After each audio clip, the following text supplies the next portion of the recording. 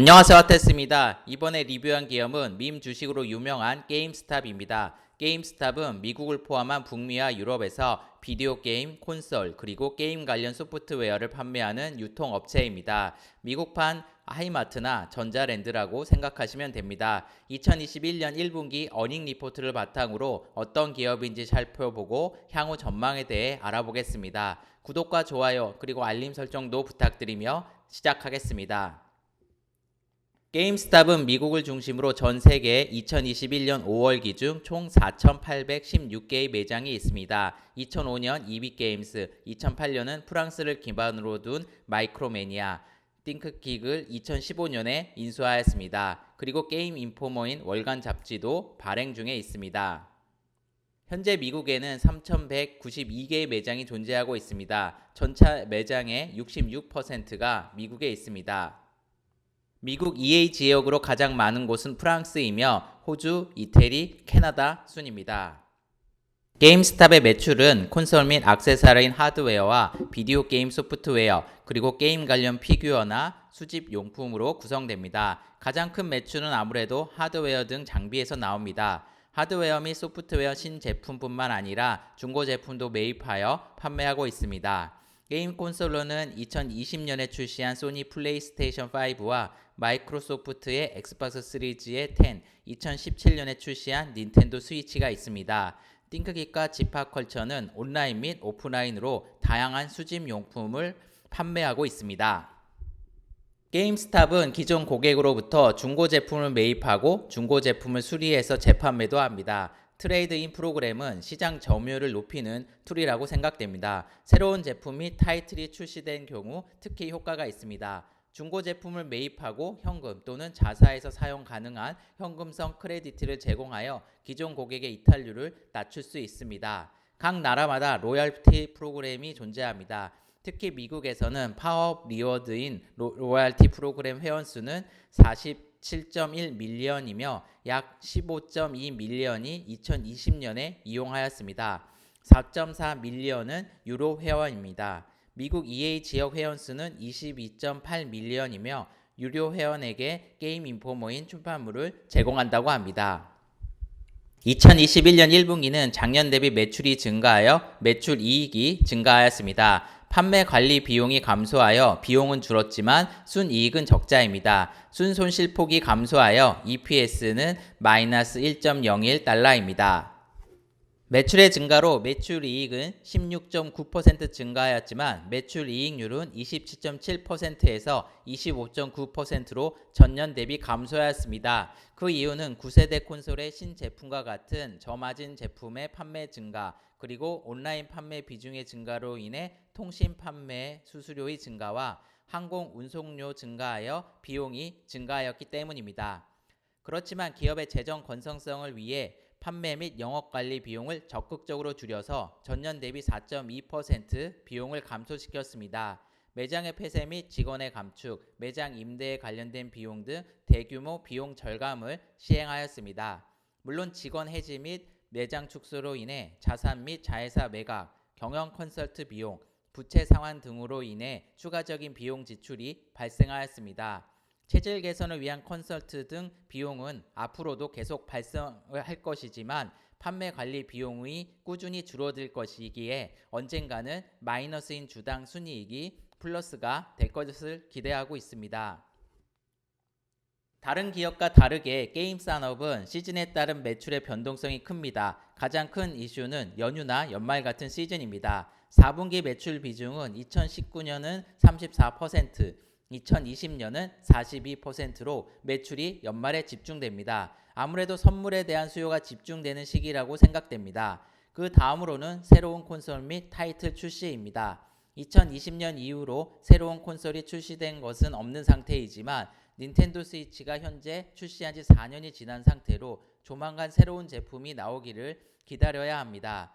코로나로 인한 영업 제한 및 날씨 등의 외부적인 요인으로 오프라인 매장의 방문의 빈도에도 영향을 미칩니다. 2020년 5월부터 2021년 5월까지의 손익계산서를 살펴보겠습니다. 연말에 매출이 급상승하였다가 비시즌 시에는 매출이 40%가 감소하는 양상입니다. 영업이익은 4분기에만 흑자이고 그 이외의 시기는 적자 상태입니다. 2021년 5월까지의 제품별, 지역별 매출을 살펴보겠습니다. 하드웨어 및 소프트웨어 매출이 총 86%를 차지합니다. 작년 대비 소프트웨어 판매는 줄었지만 하드웨어 및 컬렉터 제품의 판매가 늘었습니다. 2020년 말에 출시한 새로운 콘솔의 판매의 증가가 하드웨어 매출 증가의 주 원인입니다. 전체 매출의 75%가 미국에서 나왔습니다. 총 4,800개의 매장 중에 약 3,100개인 60%가 미국에 집중되어 있기에 미국 시장에서 가장 높은 매출이 나왔습니다.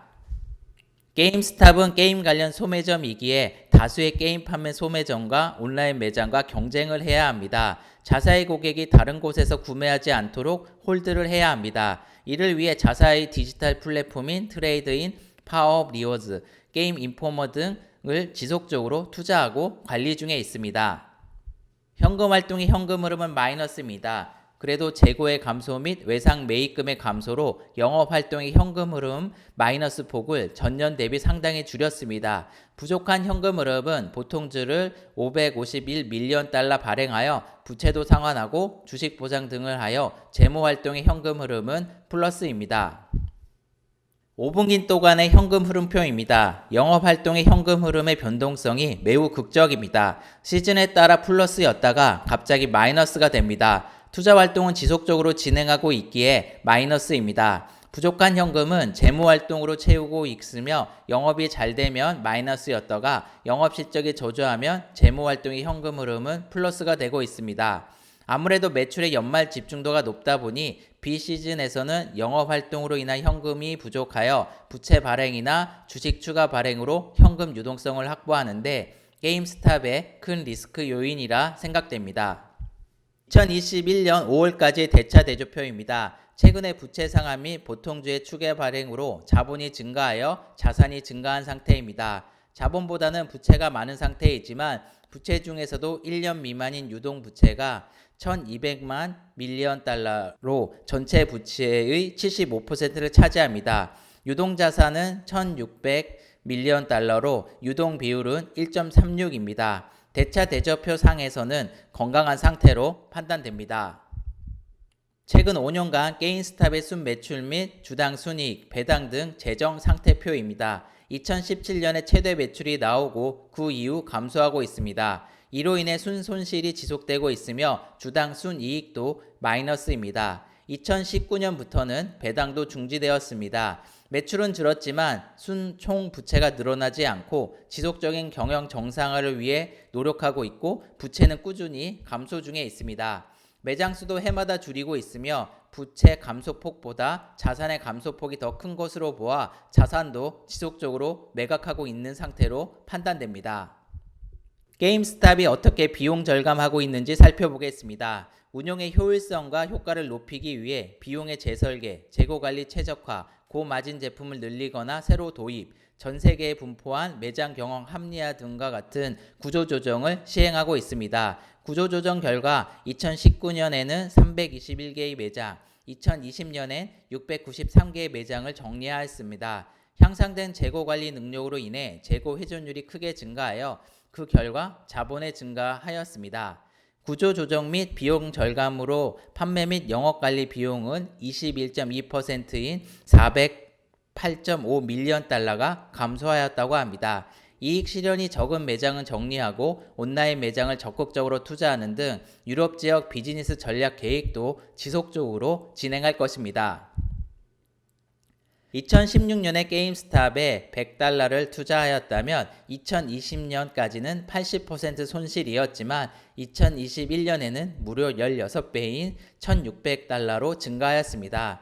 이는 회사의 실적이나 펀더멘탈보다는 외부적인 요인, 특히 숏스퀴즈로 인해 주가의 유동성이 크게 증가하였습니다.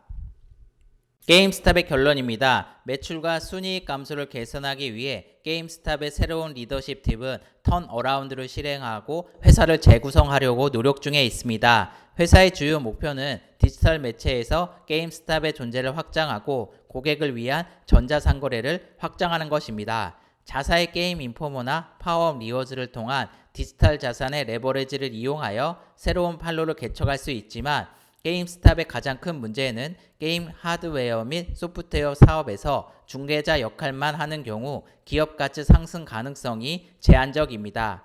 콘솔이나 기타 게임 액세서리를 제조하지 않기 때문에 경쟁 우위가 없으며 결과적으로 아마존, 베스트바이와 같은 거대 기업들과 소매점들과 계속해서 경쟁할 것입니다.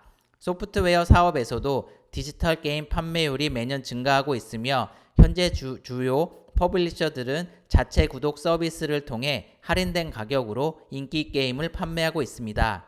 이런 판매 방식은 게임스탑이 게임 비즈니스 가격 결정력을 가질 수 없습니다. 지난 4월 350만 주 2차 공모하여 최근의 주가 상승을 유리하게 추가 자금을 조달하였습니다. 그리고 게임스탑은 최대 500만 주를 추가로 발행하여 10억 달러 이상을 모금했습니다. 그러나 추가 자금은 경영의 효율성을 높이는 데 필요한 구조조정을 지원하는 데 큰 도움이 될 것이지만 회사가 비즈니스 지표가 개선되는데 상당히 시간이 걸릴 것입니다. 기업의 펀더멘탈에 대한 전망 및 기대보다는 밈 주식으로서 인지도가 아직도 높은 상태입니다. 투자를 생각 중인 분들이시라면 이런 점을 꼭 생각하시고 결정하시기를 추천드립니다. 게임 관련 유통 소매 회사인 게임스탑에 대해 리뷰하였습니다. 시청해 주셔서 감사합니다.